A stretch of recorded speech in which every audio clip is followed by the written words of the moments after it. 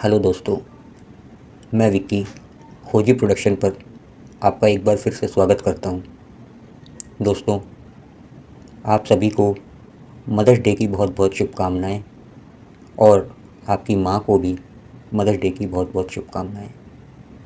दोस्तों, हमारा आज का ये कार्यक्रम मदर्स डे पर ही होने वाला है। माँ के बारे में जितना कहा जाए वो कम है। माँ शब्द ही अपने आप में इतना परिपूर्ण है कि उसके सुनने मात्र से हम सारी थकान, सारी परेशानियां भूल जाते हैं। वो कहते हैं ना, माँ शब्द अपने आप में परिपूर्ण है। दुनिया में हम चाहें कितने भी रिश्ते से क्यों ना बंधे हों, लेकिन माँ के बिना हमारा जीवन अधूरा होता है। हर रिश्ते को आपसे कुछ पाने की आस रहती है, लेकिन माँ और बेटे के बीच एक ऐसा रिश्ता है जो एक माँ अपनी संतान को जीवन पर्यंत सिर्फ देना जानती है, लेकिन कभी भी अपने संतान को भूखे पेट सपने में भी नहीं देखना चाहती। माँ तो हर वक्त अपने संतान के कल्याण की बात सोचती है कि किस प्रकार उसकी संतान आगे बढ़े और जग में नाम करे। तो दोस्तों, आज हम माँ के प्यार की आपको 3 ऐसी कहानियाँ सुनाने जा रहे हैं जिसे सुनने के बाद आपको वाकई एहसास होगा कि माँ तो बस माँ है, इसका वर्णन भी नहीं किया जा सकता। दोस्तों, जो पहली कहानी है वो आप में से बहुत से लोगों ने सुनी भी होगी। ये कहानी है थॉमस अल्वा एडिसन। एडिसन का नाम आप सभी ने सुना है। उनका पूरा नाम था थॉमस अल्वा एडिसन। तो एक दिन थॉमस अल्वा एडिसन स्कूल से अपने घर आते हैं और स्कूल से मिले हुए एक पत्र को अपनी माँ से देते हुए बोलते हैं कि माँ, मेरे टीचर ने मुझे यह पत्र दिया है और कहा है कि इसे केवल अपनी माँ को ही देना। माँ, मुझे पढ़कर ये बताओ कि इसमें ऐसा क्या लिखा है, मुझे जानने की बड़ी उत्सुकता है। तब उस पत्र को पढ़ते हुए माँ की आंखें रुक गईं और तेज आवाज़ में पत्र पढ़ते हुए बोली, आपका बेटा बहुत ही प्रतिभाशाली है और यह विद्यालय उसकी प्रतिभा के आगे बहुत छोटा है। उसे और बेहतर शिक्षा देने के लिए हमारे पास इतने काबिल शिक्षक नहीं हैं, इसलिए आप उसे खुद पढ़ाएं या हमारे स्कूल से भी अच्छे स्कूल में पढ़ने को भेजें। ये सब सुनने के बाद एडिसन अपने आप पर गर्व करने लगा और माँ की देखरेख में अपनी पढ़ाई करने लगा।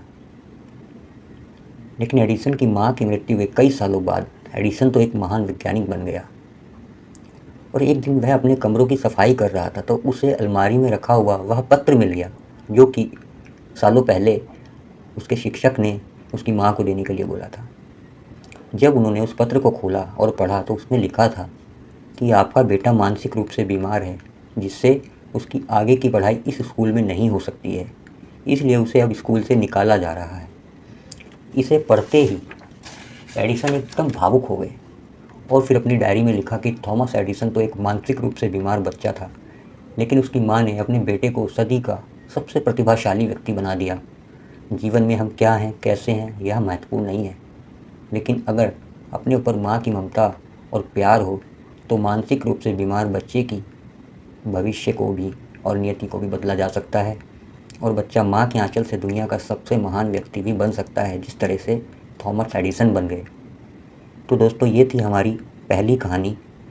आपको कैसी लगी हमें कमेंट्स करके ज़रूर बताएं और अगर आपको अच्छी लगी हो तो इस कहानी को, इस वीडियो को आगे लोगों के साथ शेयर कीजिए। अब चलते हैं अपनी दूसरी कहानी की ओर। राह चलते एक आदमी फूलों की दुकान को देखते हुए अपनी गाड़ी को रोकता है और दुकानदार के पास जाता है।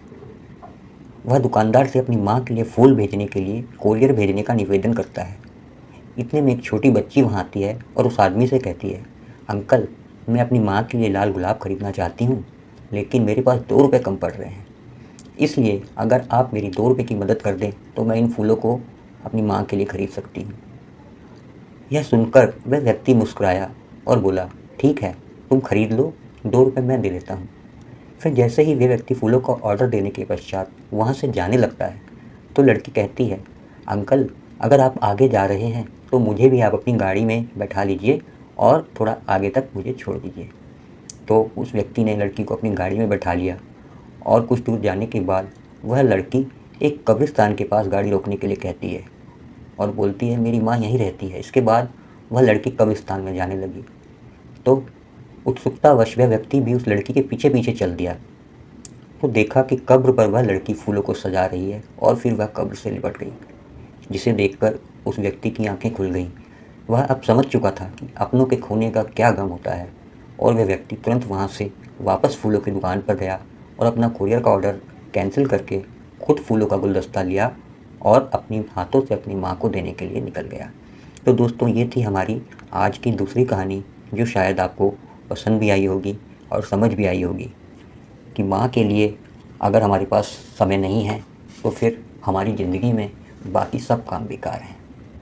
हमारा जीवन छोटा है, आप जिन्हें चाहते हैं, जो कोई भी आपका हो, उनके साथ अधिक समय व्यतीत करें, क्योंकि सबको अपनों के प्यार की ज़रूरत पड़ती है। और ऐसा करने में हम देरी करते हैं तो क्या पता कब हम अपनों से दूर हो जाएं और फिर अपनों का प्यार पाना नामुमकिन हो जाए। इसलिए जीवन के प्रत्येक पल में जीवन का आनंद लें, क्योंकि आपके परिवार से बढ़कर कुछ भी ज़रूरी नहीं है। तो दोस्तों, अब हम चलते हैं अपनी तीसरी कहानी की ओर।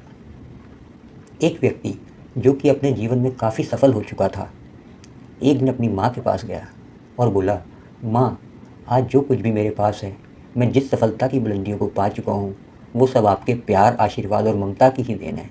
इसलिए माँ, मैं आपको कुछ देना चाहता हूँ। आपने मुझे जो प्यार दिया है, मैं उसका कर्ज चुकाना चाहता हूँ। यह सुनकर माँ आश्चर्यचकित हो गई और बोली, नहीं बेटा, मुझे अपनी ममता और प्यार के बदले कुछ भी नहीं चाहिए। ये तो मेरा फ़र्ज़ था, जो कि मैं अपनी संतान के लिए मुझे करना ही था।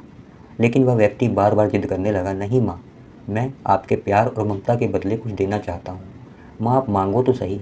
तो बार बार जिद करने के बाद माँ बोली, ठीक है, क्या तुम मेरे साथ जैसे बचपन में सोते थे वैसे सो सकते हो क्या? यह बात सुनकर वे व्यक्ति हंसा और बोला, बस इतनी सी बात है, तो मैं ज़रूर अपनी माँ के पास आज रात सोऊंगा। और जैसे ही रात में वह व्यक्ति अपनी माँ के पास सो गया, माँ उठकर एक मग में पानी लाती है और जहाँ वह सोई हुई थी उस तरफ से पानी डाल देती है, जिससे धीरे धीरे वह पानी उस व्यक्ति की तरफ भी चला गया और फिर नमी से वह व्यक्ति परेशानी महसूस करने लगा और दूसरी तरफ खिसक गया। तो फिर माँ ने और पानी डाल दिया, जिससे उधर भी नमी महसूस हुई।